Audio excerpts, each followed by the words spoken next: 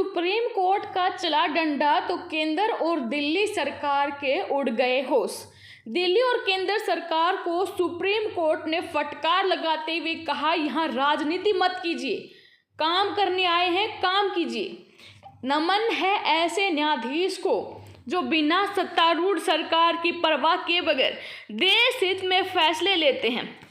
यह मामला है दिल्ली में बढ़ते प्रदूषण को लेकर। दिल्ली में बढ़ते प्रदूषण पर जब सुप्रीम कोर्ट ने सरकार को आड़े हाथ लिया तो खुद सरकार ने ही स्वीकार किया।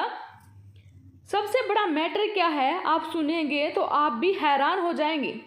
जी हाँ दोस्तों, केंद्र ने सुप्रीम कोर्ट को बताया कि दिल्ली और उत्तरी राज्यों में वर्तमान में पराली जलाना प्रदूषण का मेन कारण नहीं है।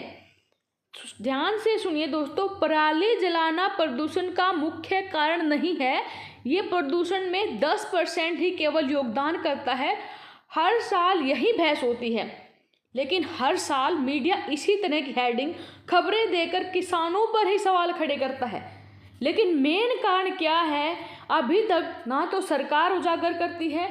बेचारे भोले भाले किसानों को ही इसमें क्यों धकेल दिया जाता, हर चीज़ के लिए जिम्मेदार किसानों को ही क्यों ठहराया जाता है। शर्म आनी चाहिए देश की सरकार और ऐसी चाटुकार मीडिया को। आज सुप्रीम कोर्ट के जज ने दिल्ली और केंद्र सरकार को कटघरे में लाकर खड़ा कर दिया है।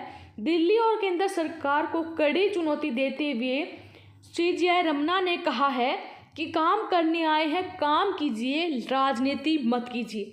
दिल्ली की जहरीली हवा, लोगों की परेशानी को लेकर सुप्रीम कोर्ट ने आज केंद्र और दिल्ली दोनों सरकारों को कड़ी फटकार लगाई है और कल तक प्रदूषण नियंत्रण को लेकर किए जा रहे उपायों पर हलफनामा देने को कहा है। कोर्ट ने कहा कि हम चाहते हैं कि प्रदूषण कम हो, हमें राजनीति से कोई मतलब नहीं है।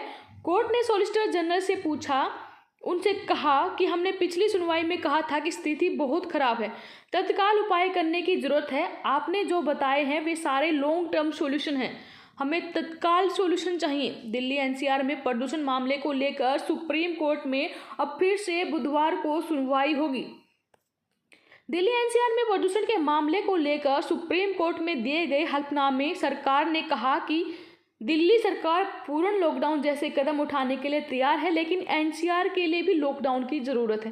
हालांकि दिल्ली सरकार ने कहा कि लॉकडाउन का केवल सीमित प्रभाव होगा। वायु प्रदूषण के मुद्दे को एयरसेट स्तर पर हल करने की ज़रूरत है।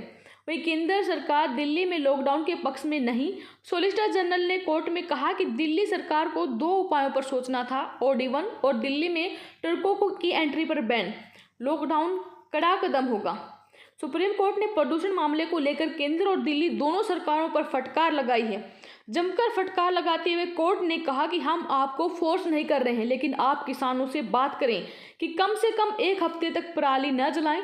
सुप्रीम कोर्ट ने कहा कि किन इंडस्ट्री को बंद किया जा सकता है, किन गाड़ियों की एंट्री बंद की जा सकती है, किन पावर प्लांट को बंद किया जा सकता है और बिजली सप्लाई का अल्टरनेट क्या होगा, इन सब के बारे में कल तक हमें बताना।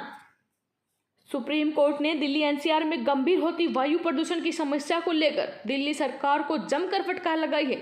कोर्ट ने केजरीवाल सरकार से कहा कि प्रचार कम, काम ज़्यादा कीजिए। कितना पैसा आप अपना प्रचार करने के लिए खर्च करते हैं, कितना पैसा प्रदूषण नियंत्रण के लिए, इसके ऑडिट करने का आदेश देने के लिए हमें मजबूर मत कीजिए। तो देश के प्रधान न्यायाधीश ने आखिर आज अपना फर्ज निभाया है। आप अक्सर देखते हैं कि देश में जब भी चुनाव होता है तो उससे पहले होर्डिंग्स लगाकर चुनाव प्रचार करके कितना पैसा पानी की तरह बहाल कर दिया जाता है। लेकिन देश की प्रॉब्लम, जनता की प्रॉब्लम, दिल्ली का सबसे बड़ा मैटर वायु प्रदूषण पर अब तक ना तो दिल्ली सरकार सचेत हुई है, ना ही सत्ता में बैठी केंद्र सरकार, दोनों ही राजनीति झाड़ने में लगी हैं। आज प्रधान न्यायाधीश ने साफ साफ कह दिया, या तो काम कीजिए, अदरवाइज हमें इस चीज़ का हिसाब दीजिए कि कितना पैसा आप चुनाव प्रचार में अपना बड़ा बड़ा व्याख्यान, अपना प्रचार करने में खर्च करते हैं और कितना पैसा आपने प्रदूषण को कम करने में खर्च किया है।